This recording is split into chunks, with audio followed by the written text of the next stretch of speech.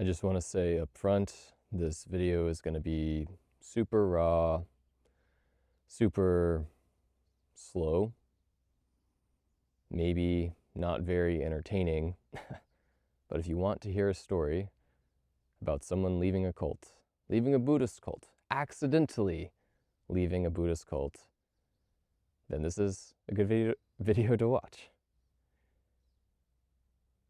The thing about this story is that it's actually not just my story. The topics that I will be covering have relevance for everyone.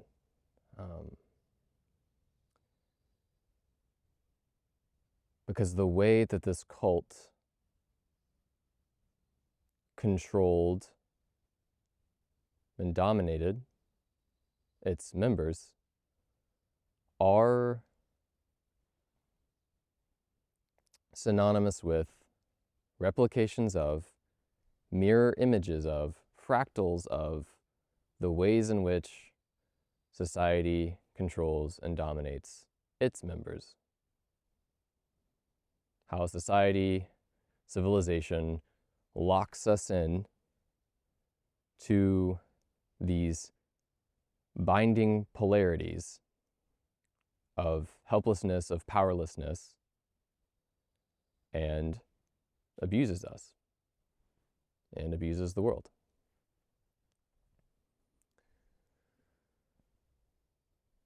This is a very difficult video for me to make because if you've seen my channel, you know that I trained at the Monastic Academy for the Preservation of Life on Earth for roughly 3 years. It was a little under 3 years, but essentially 3 years of my life was given to that community. These are my friends that I'll be speaking about. This is my spiritual teacher, my guru, that I will be speaking about.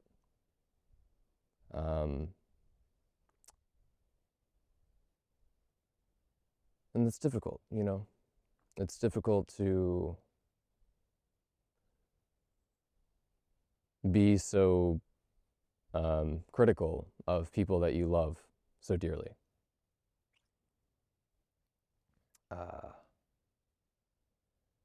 And it's the same for the world.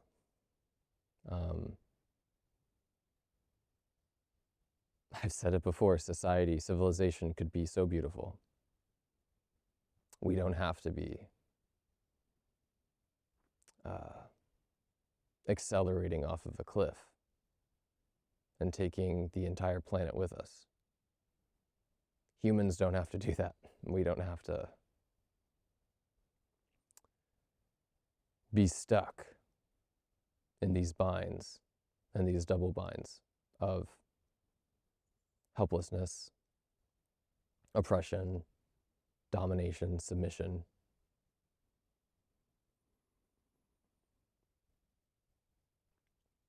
My hope is that by sharing this story, it can help serve others in some way around how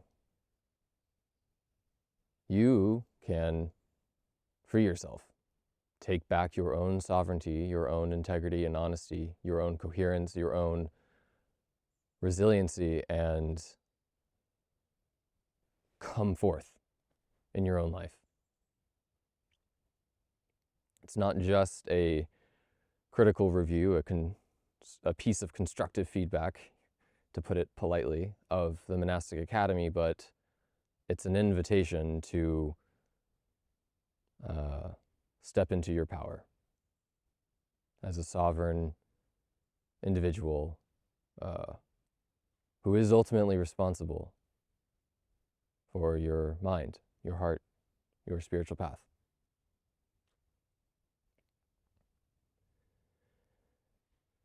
The thing that was so tragic about MAPLE, the Monastic Academy,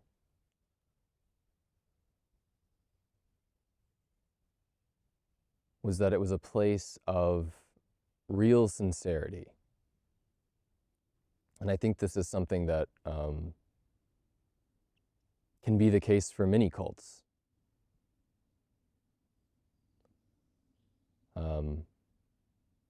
People go to these spiritual communities, and people went to the Monastic Academy because they felt lost in this world, confused, and yet very, very clear about the fact that humanity is not going in a good direction.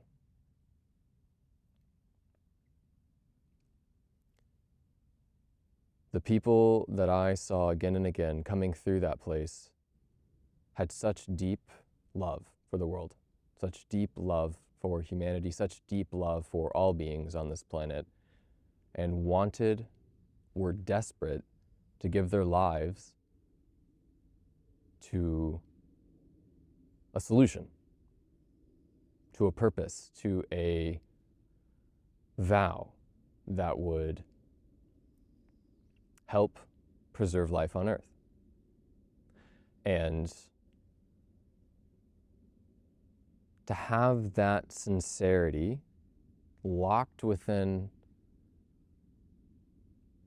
abusive power structures is very tragic, because it takes something so sincere, so sacred, something so deep like the spiritual aspiration for the happiness of all life on earth, and then twists it, contorts it.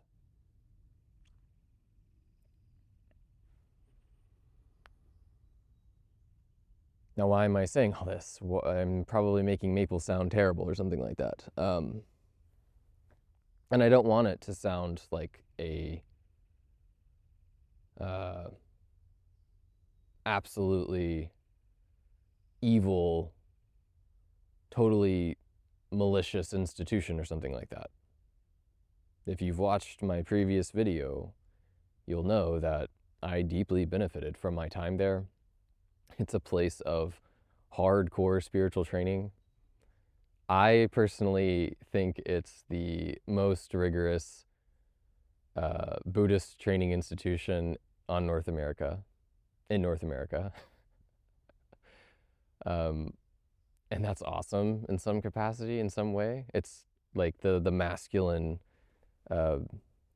fire in me loves the intensity of that place, and it loves the just that crucible that you go through at a place like the Monastic Academy. It's just fun. It's brutal and it's fun.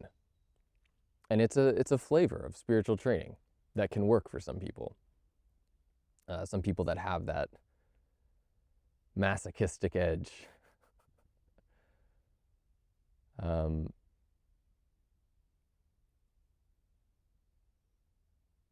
not only is it fun, but, you know, you make real spiritual breakthroughs in a place like that. When you're surrounded by a community supporting you, walking your path, helping you deepen your meditation practice, holding you as you let go of all of your illusions, lies, views about the ways we think things are.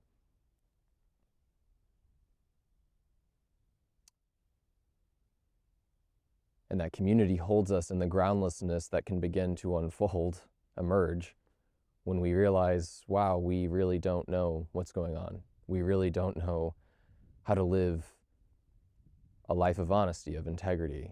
The confusion in the mind is so overwhelming. The depth of our suffering is so comprehensive, so deep, so subtle, so all-encompassing. We see the ways in which suffering drives our lives in so many different ways. And it can feel absolutely overwhelming as all of that mental scaffolding begins to crumble in the light of the clarity that meditation provides. And to have a community, to have a teacher, to have a religion like Buddhism helping to shepherd you through the valley, help you cross that sea to the shoreline of truth, is a gift. It's absolutely a gift. And so that's why I stayed there for 3 years. All of the shadows of the institution I was unwilling to look at and unconsciously willing to accept, because on some level I do believe there was an inner wisdom that knew things weren't right there. But I gave Maple the benefit of the doubt because of how magnificent the training was, how magnificent the people were, how magnificent the teachings were, how magnificent the guru was. One of the ways that cults operate oftentimes is having very charismatic leaders. And Soryu is incredibly charismatic, the head teacher at Maple, Soryu. Soryu is very charismatic.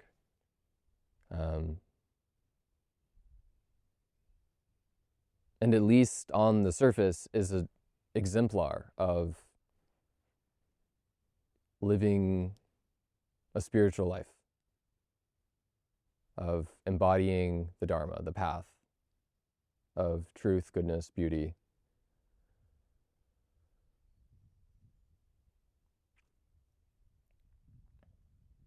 And so there's a way that, because he is so magnificent, it's very easy to justify questionable actions or questionable decisions that he makes, or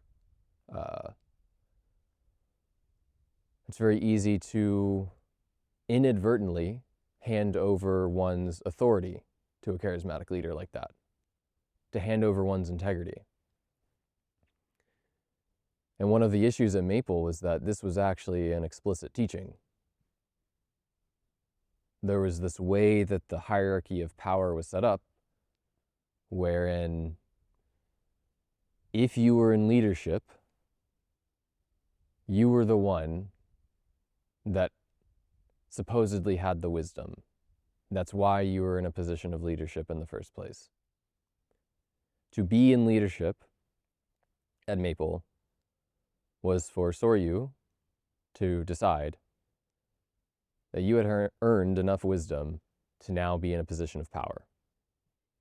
And if you were not in leadership, of course, you would still hold power and hold responsibility, but this pull of wisdom was not granted to you. There's a way in which people lower in the hierarchy were completely ignored, and the feedback they had not recognized because they didn't have the wisdom. If they had the wisdom, they would be in leadership, but they were just a resident, like in my case, or a steward, which was even lower than a resident, or even a guest, which is even lower than a steward. Of course, there was the face of receiving feedback. If I said this to someone in leadership at Maple, there would be plausible deniability. They would give examples of, no, actually, we have taken in feedback from this person. We've taken in feedback from this guest, and we've taken feedback from this resident, and all of that.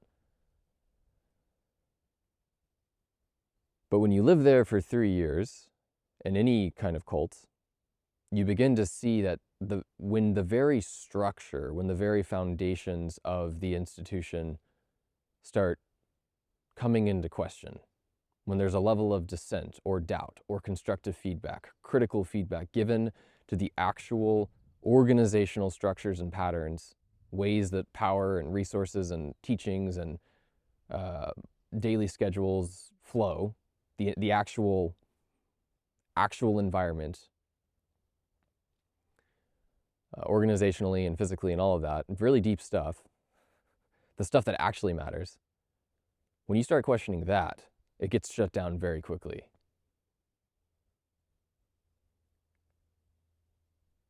And I observed, while being there, that even people in very high positions of power, very high, like right next to Soryu, would be shut down if they questioned too deeply.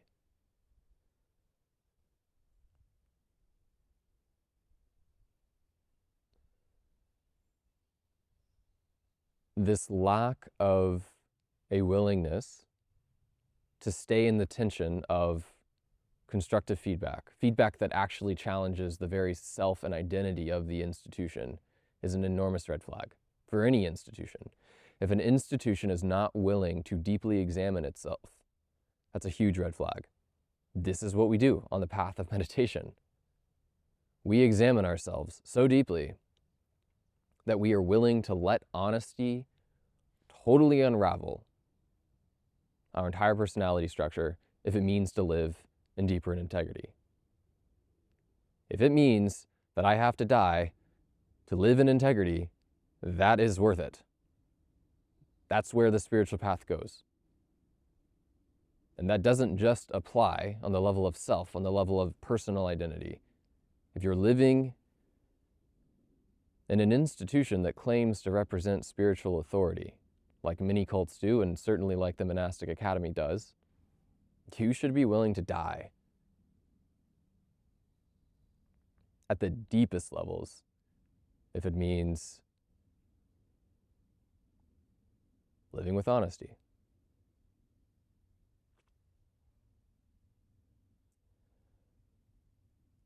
Again and again and again, I observed that Maple was unwilling to do this.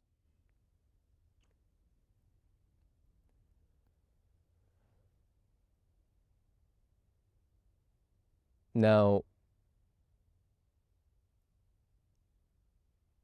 this alone may not necessarily be problematic. Maple is based on very ancient monastic forms. You know, it's taken monasteries millennia to come up with these forms, to come up with the ways, the hierarchical power structures of the teacher being at the very top, and all of the ways in which power flows downhill from there. And Maple is a monastic container, and so in a lot of ways it's just based on monasteries.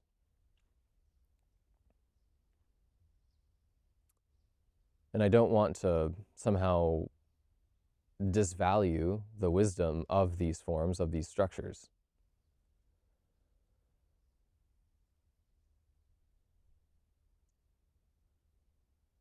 But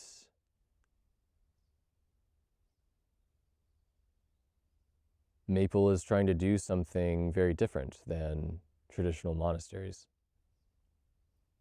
in a number of key ways. One being that traditional monasteries are only focused on awakening. They are single-pointedly focused on spiritual enlightenment, and that's it. Every decision that the community makes should be in service of that end. And Maple's not doing that. It is attempting to save the world. It has that vision of preserving life on Earth. It has the vision of addressing existential risk, AI risk, climate change through spiritual training.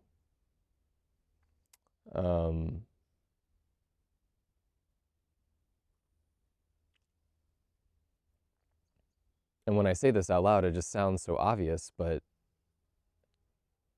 the spiritual teacher at the top of a monastery, they're the ones who do hold supreme authority because they're the ones that should be fully enlightened and therefore be able to guide others up in that direction towards enlightenment. But the problem with Maple is that Soryu doesn't hold all the answers for preserving life on Earth.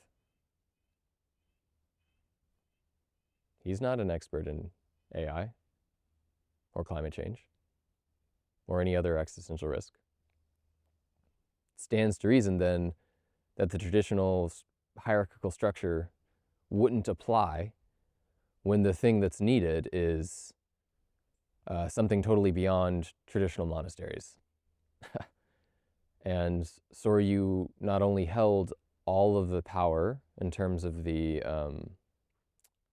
teaching pole of Maple, the pole that helped guide people towards awakening, he held all of the power with the organizational pole as well, the nonprofit end, the part of the community that was actively trying to help the world through engaged work, through engaged projects, courses we were making, retreats we were running specifically for AI researchers, grant writing, the parts of the organization that should have been more decentralized and leveraging the wisdom of the community members there, even that was stamped down, and the power only was held ultimately by Soryu. And again, there's so much plausible deniability. If I said this to people in leadership, there would be all of these excuses for why what I just said isn't true. And yet when you get really deep and clear, very structural, very in the bones of Maple, it's unwilling to die. It's unwilling to sacrifice itself for the sake of its integrity with this mission of the preservation of life on Earth, unless Soryu deems that that's the direction we should go, on the basis that he's the one that has the most wisdom in the community. And until he decides that this is the right direction for the community won't go in that direction.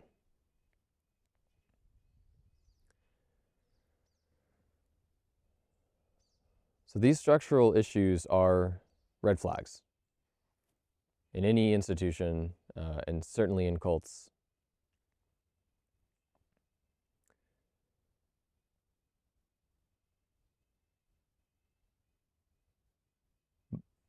But it doesn't just end there. Maybe this would have been fine.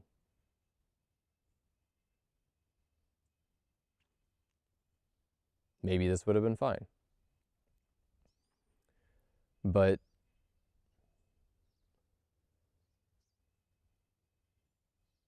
part of how a cult maintains these hierarchical power structures, particularly power flowing towards the charismatic leader or towards the inner group leadership, is through fear and distrust in oneself.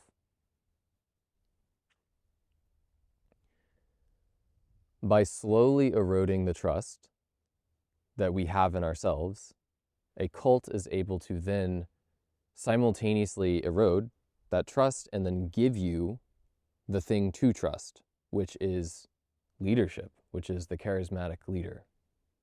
And Maple had very sophisticated methods of instilling this fear and distrust into its community members.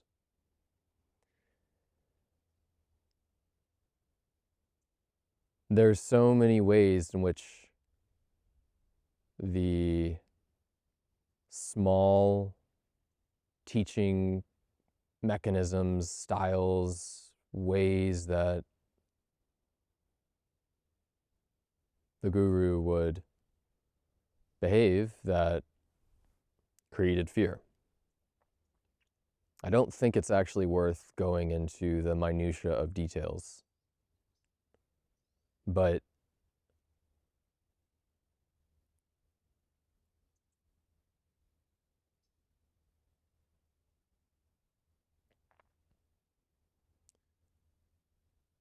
there was a kind of unpredictability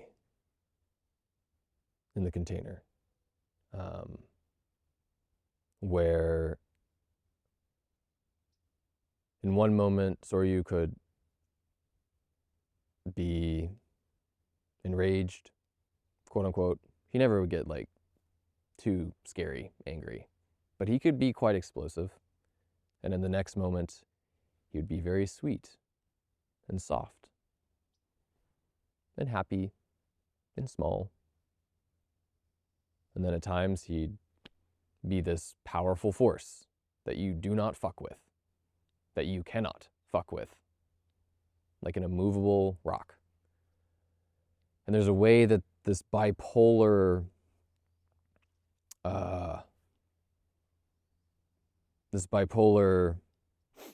pendulum swing of emotional states that he would swing the community members through would create destabilization in the safety of that place. You would feel unsafe. And it's taken me months since leaving to recognize the depths to which I felt unsafe in that environment. Now again, more plausible deniability.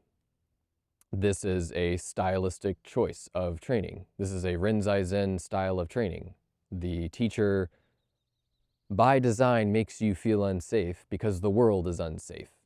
And so you learn how to remain in grounded connection with truth, with honesty, with integrity, even in the face of fear, of instability, of insecurity. Reality is impermanent. It's all falling apart. We're all going to have to die. That's scary. The world is falling apart. The forests are burning. The oceans are dying. There is omnicide and chaotic political landscapes unfolding as I speak. The world's a scary place. How do you maintain your clarity in the face of that fear? Well, you can go to a monastic training environment where you are afraid and there is unpredictability, and you learn how to stay grounded even in that fear. So there's a way that you can justify that as a valid, tradition-based approach to spiritual training. Other cult leaders might even argue that as the basis for why there's fear in the community. But the problem is that Maple's not just a training institution. It's also a community. It's also an organization trying to serve the world. And I don't know what it's like in Rinzai Zen monasteries, but in the Monastic Academy, there was no balance of empowerment there, actual empowerment.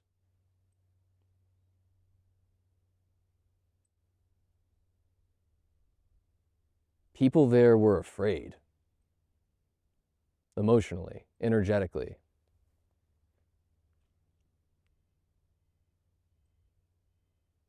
When I decided to leave, and I was saying goodbye to everyone, it dawned on me when I would look my friends in the eye and see their fear.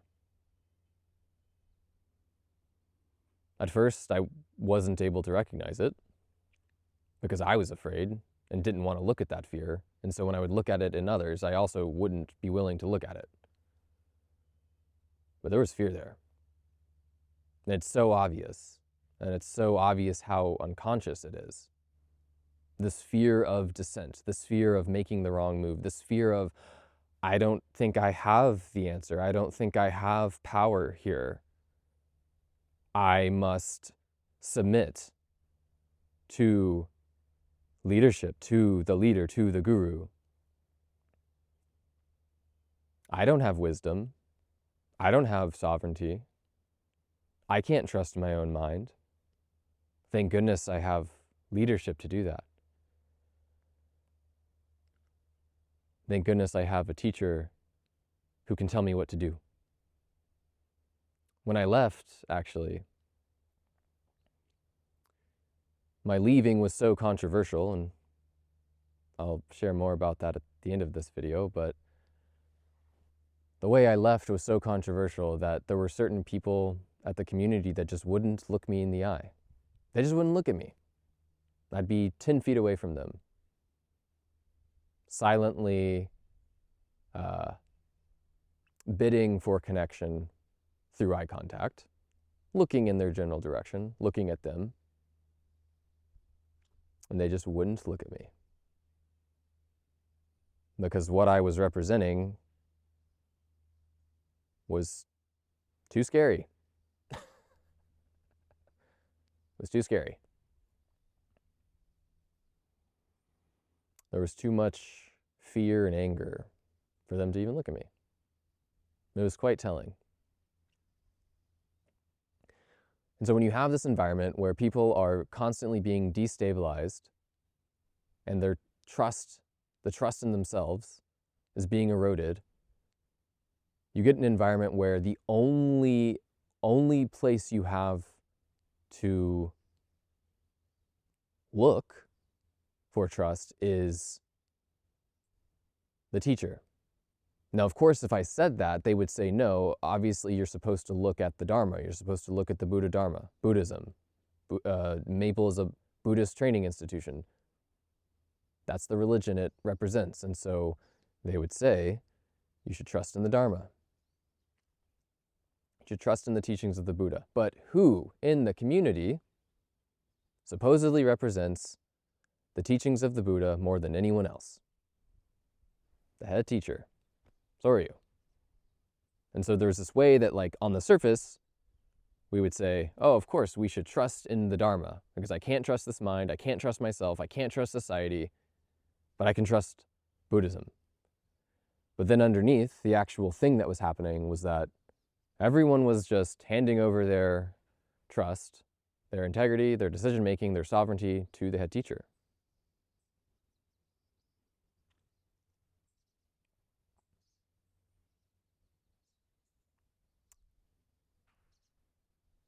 And it would get to the point where I would watch some of my friends be unwilling, unable to even hold space for dissent, hold space for criticism of Maple, because of how much they had handed over their own agency, how much they had, you could say, betrayed their self-sovereignty. There was an unwillingness to examine because of how much they had let go of that honesty, that honest inner knowing, inner intuition, inner wisdom. Now again, is this enough to call it a cult, call it an abusive system? Not yet, perhaps. But the story gets deeper.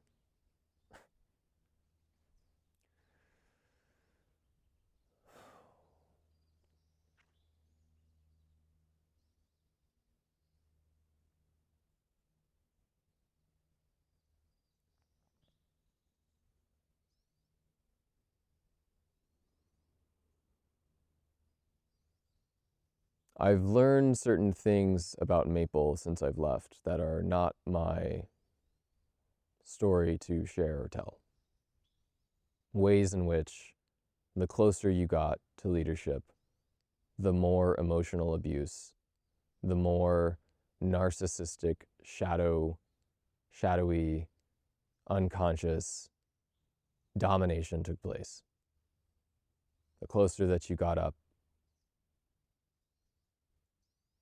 into the hierarchy of power.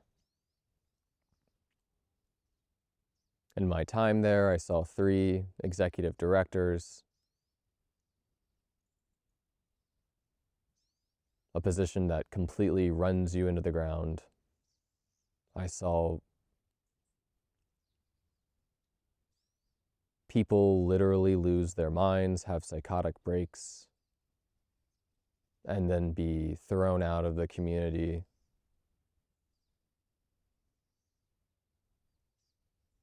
Blamed that they didn't take responsibility for their mind sufficiently and completely dropped.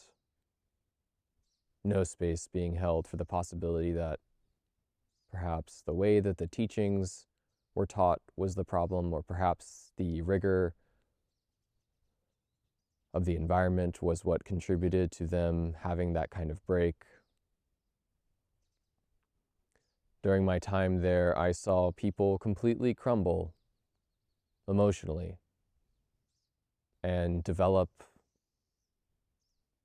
these kinds of bipolar outbursts, where one moment there was happiness and joy, and the next there was deep nihilism and depression.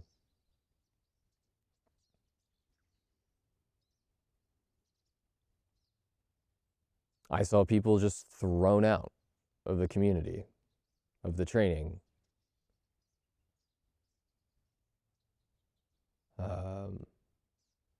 One minute being showered with love and admiration and opportunity, and the next being thrown out, treated like garbage. My friends.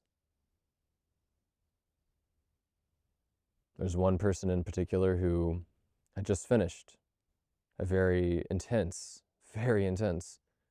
solitary cabin retreat. An enormous opportunity to train. And because of a miscommunication,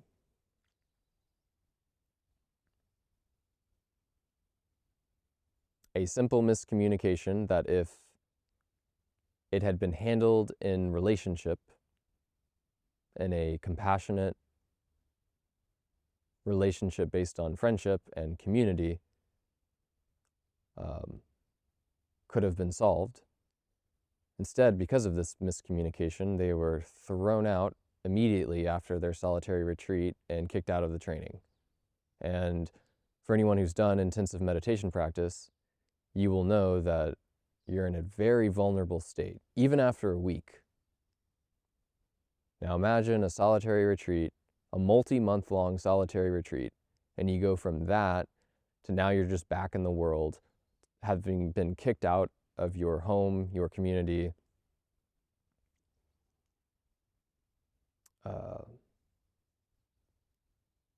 That kind of a thing was just not surprising, actually. Like, that's just the style of power structure at Maple.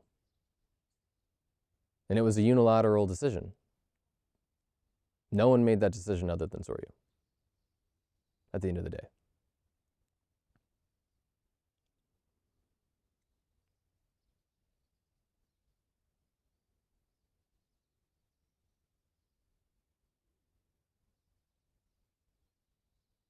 There were patterns of the community fracturing, and during my time there, a very large cohort of community members left,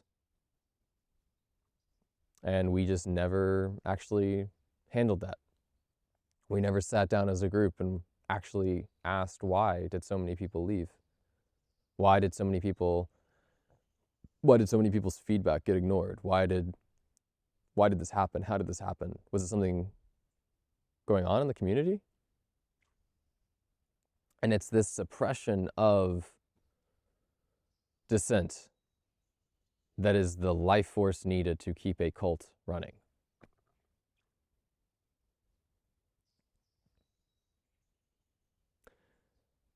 And it's ultimately why I left. It's a bit embarrassing to admit that it took me as long as it did to leave.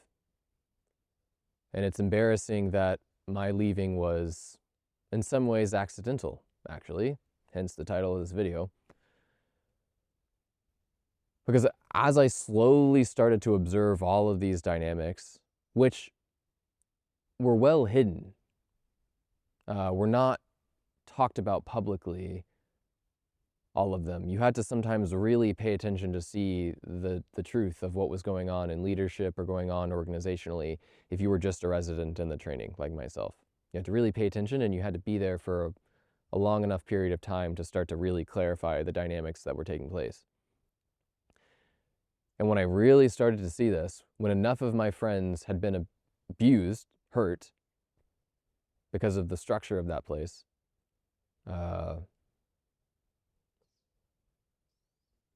I started seeking other teachings from other teachers. I started practicing a form of meditation called somatic meditation, where you basically, I don't want to go too in depth with it here, but you just get in touch with the intelligence of the body. And when you get in touch with the intelligence of the body, the wisdom and intuition and gut knowing of the body starts to come online.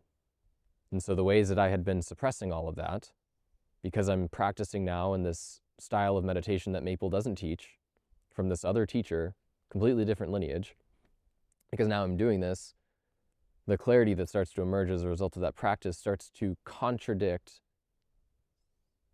what I think to be true about Maple. I start following another teacher that talks about double binds, how you get locked in these patterns of feeling that,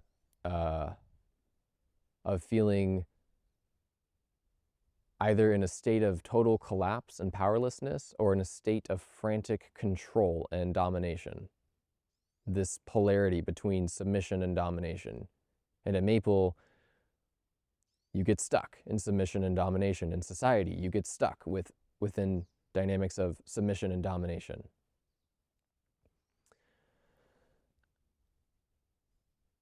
And the way that you exit these relationships that are based on submission and domination is by not collapsing into either one, but remaining in the tension of the poles. And the way that this looked at Maple was that I had made a 3-year commitment to be there. I had given my word that I was going to be there for 3 years. And I realized that in order to stay at Maple, I had to break my integrity, because I knew there were real problems at Maple, and it was unwilling to examine itself. It was unwilling to actually inquire as a community, as a group, and see what the fuck is actually going on. Why do people keep getting hurt? We were unwilling to look at that. We were unwilling to squarely look at that in the eyes and come to terms with it as a community. But I had also made this 3-year commitment. I had also given my word that I was going to be there and train for 3 years. And I took that vow very seriously.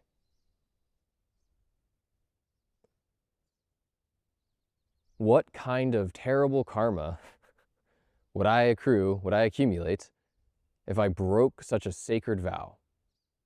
If I left the training prematurely?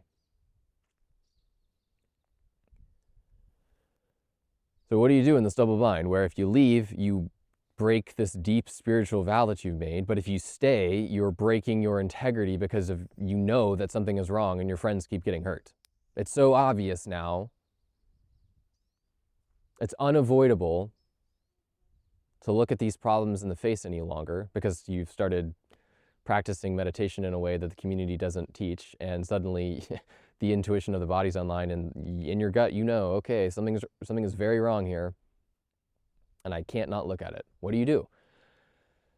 And I just stayed in that tension. No matter what I do, I'm going to break my integrity, supposedly. And that's what we do in life. This is what you do in life when you find yourself in systems of oppression. When you find yourself in no-win scenarios, where you feel trapped and helpless, and no matter what decision you make, it's the wrong decision. The way you get through that is by holding the tension of that stuckness. You stay in that stuckness until it moves. And it's painful. It fucking hurts.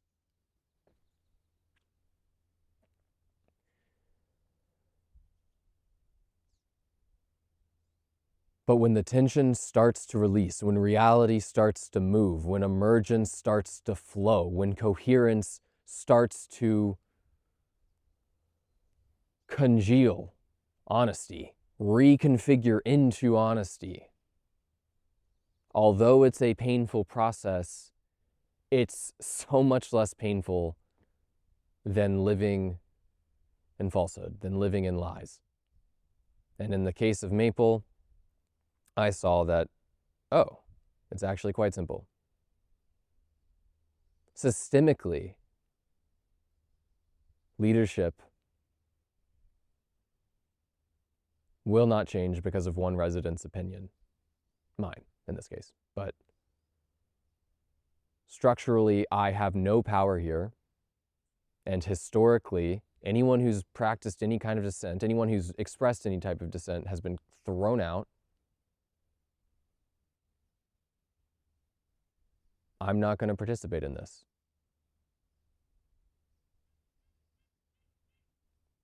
The integrity to the truth is the only integrity that matters, not my integrity to an institution.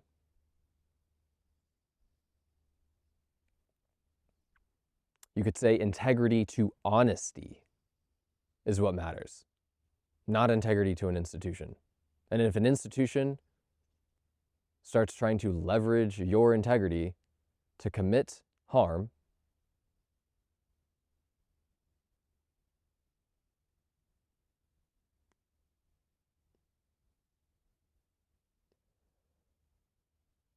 that's not integrity. Run away. Don't participate.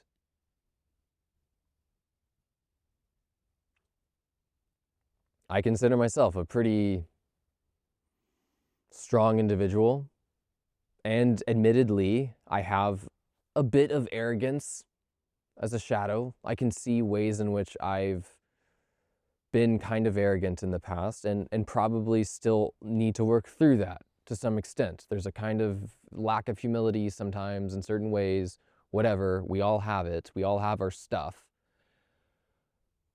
But something about this arrogance or stubbornness ended up serving me quite well because I was never willing to fully sacrifice my inner knowing to leadership, to Soryu.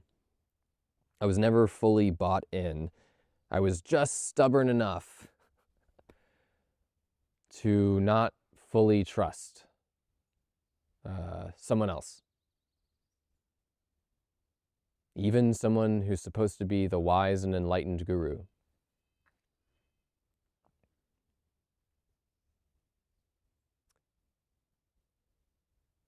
The healthy form of that, though, is just the clear understanding that we, as individuals, have to take responsibility for our own integrity. You can't give that away. And part of your own integrity means realizing you are responsible for your own wisdom and clarity. You, your mind, this mind. One of the playbooks was, this mind is not trustworthy. One of the playbooks at Maple, I mean. Our minds are not trustworthy. If they were trustworthy, why would we collectively as a civilization, as a human race, be building systems of destruction on life, towards life on Earth? There, see? Easy. This mind is not trustworthy. We're killing life on Earth. And to some extent, that's true. Absolutely. But that doesn't then mean you look outside of yourself for the answers, for someone else to tell you what's true. The function of a teacher is not to give you the answers. The function of a spiritual guru is to show you how to access that yourself, to access that inner knowing yourself, to create a peer out of you, not a subservient follower.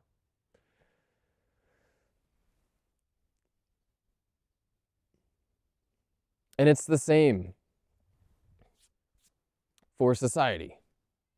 It turns us into cogs in a machine that contribute to the destruction of life on Earth. But we can realize that we don't have to do that. We can live lives, live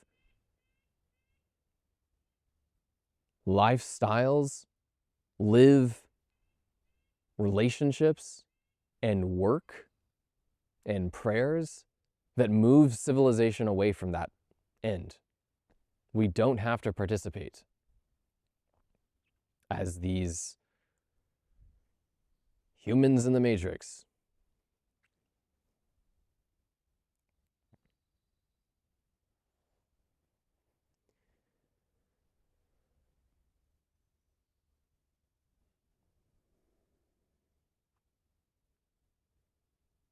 And I want to just reiterate that Maple wasn't all bad. And that's why the situation's so sad there.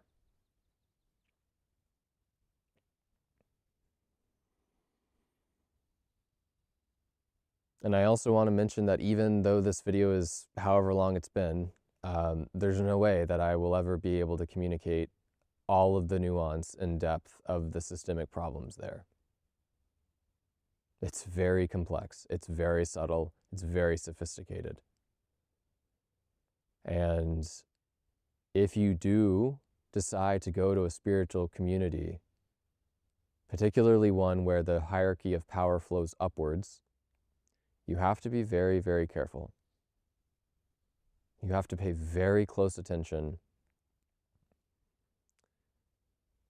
to how the followers of that community show up. How is conflict handled? How open is feedback flowing between members, between segments of the organization? How decentralized is power or centralized is power? And do the teachings there, does the teacher there, does the community there help you access your own honesty?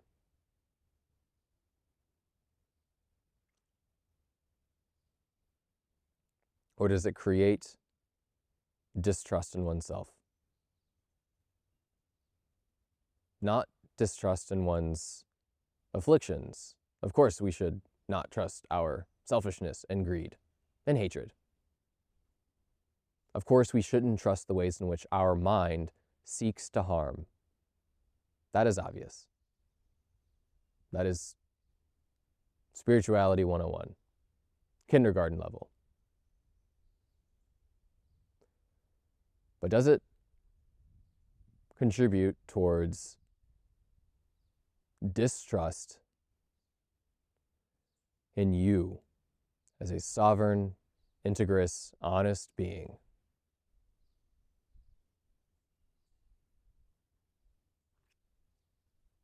And if it does, there's really no point in staying.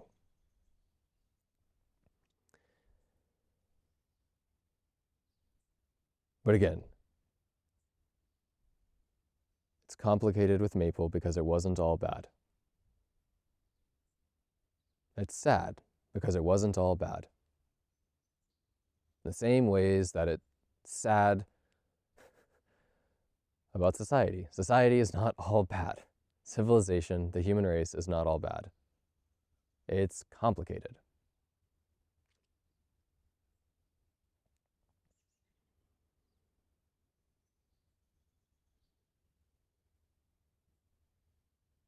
And part of why it took me so long to leave is because I loved my friends.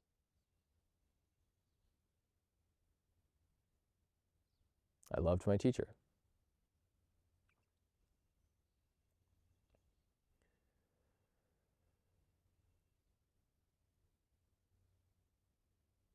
And now I'd just like to share publicly my leaving, what it was like to leave. After giving 3 years of my life at Maple,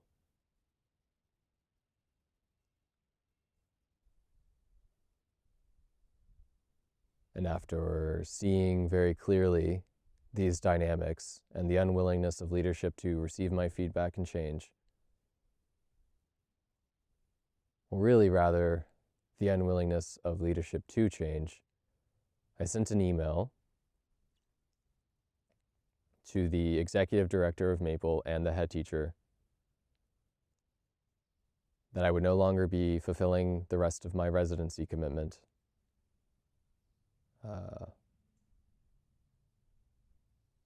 I still had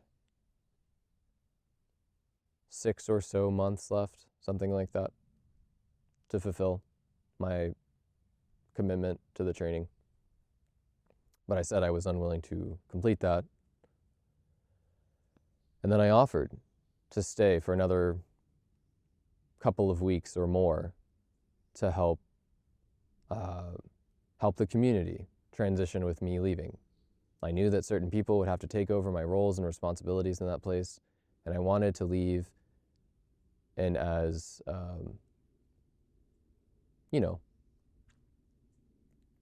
as softly as possible for the benefit of everyone involved. I was away at the time when I sent that email. I was visiting my family, and on the way back, it was Tuesday, and I was supposed to be back on schedule, be back in my roles on Wednesday, so I'm flying back to Vermont, to Maple, on a Tuesday, I think. Days don't matter. But I'm flying back, and the next day I'll be on schedule. And as I'm flying back, I receive an email that it would be best for me to leave the next day. They wanted me gone with less than 24 hours notice. No consideration for whether I had a place to live or stay on such short notice. No consideration for plane tickets or bus tickets or anything like that. I'm also a type 1 diabetic who was dependent on the state health insurance of Vermont. And given that I was no longer going to be a resident there, I would have to figure out health insurance. And it was very difficult and, quite frankly, a dangerous situation for me, trying to figure out how to get access to medication on such short notice. Because the only places I had to go were outside of Vermont. And if I was no longer in Vermont, I would no longer have access to healthcare. And if I didn't have access to healthcare as a type 1 diabetic, that's just dangerous.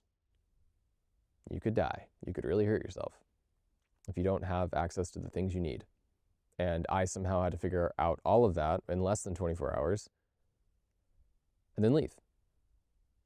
There was no time or room for conversations, no time or room for them to hear what I had to say. An obvious message that we want to crush the dissent as quickly as possible, despite the fact that you're supposedly our friend, Ethan. Despite the fact that you've been a community member for nearly 3 years now. And maybe you have something of value to share regarding this decision. Why would someone like that leave after such a long tenure? Instead of any of that, it was, get the fuck out.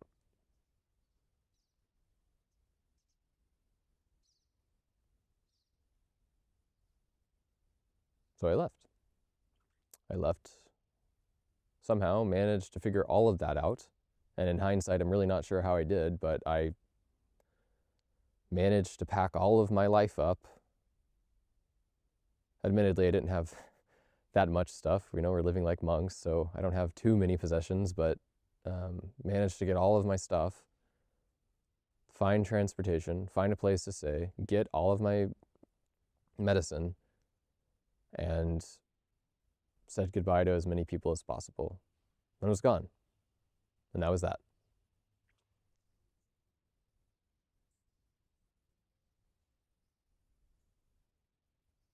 And like I said, there were some people there that were so bound and caught in the mind of leadership there, they couldn't even look me in the eye as I walked through those halls, packing my things up and leaving.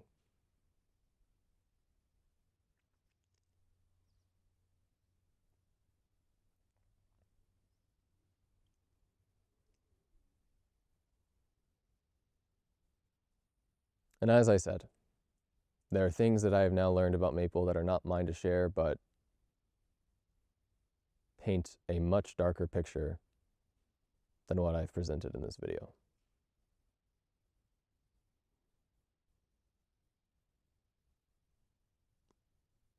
There are things that I've learned that are not mine to share, and there are things that I will just never know because of how behind closed doors that place is, how much happens behind closed doors.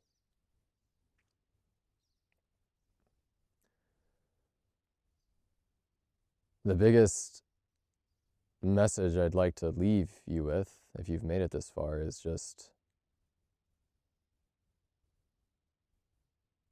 honest reflection is non-negotiable.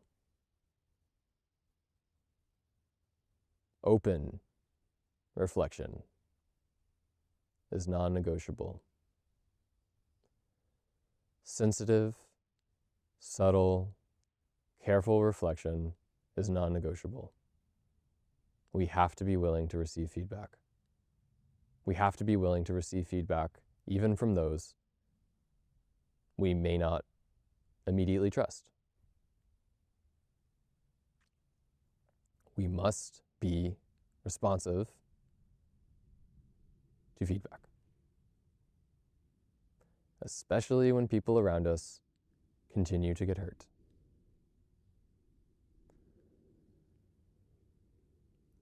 And that applies to community, and that applies to global civilization.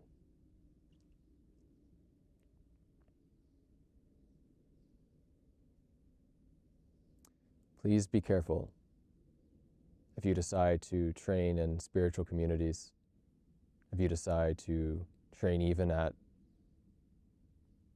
what on the surface may appear to be traditional monasteries.